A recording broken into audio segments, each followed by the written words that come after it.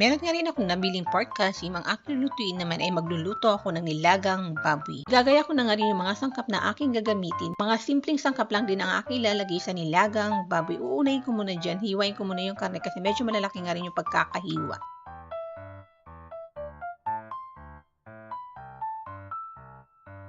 Hinugasan ko na nga rin yung ibang sangkap na aking gagamitin katulad ng repolyo, patatas at siling haba.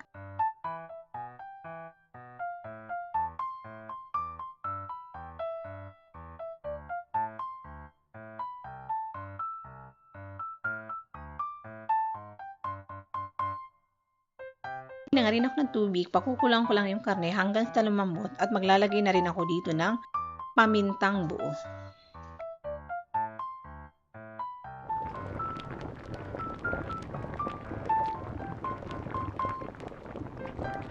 Inilagay ko na nga rin yung sibuyas at maglalagay na nga rin ako dito ng pork cubes. Nang medyo malambot na nga rin yung karne, ilalagay ko na nga rin dito yung mga patatas. At sinunod ko na nga rin dito, naglagay akong 2 perasong siling haba.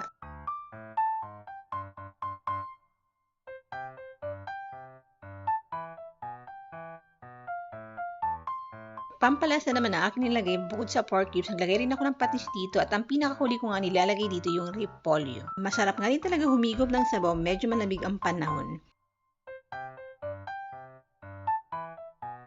Masarap nga rin ito lalo pag may kasamang patis at kalamansi, mapapa-underize ka talaga pag ganito ang ulam mo.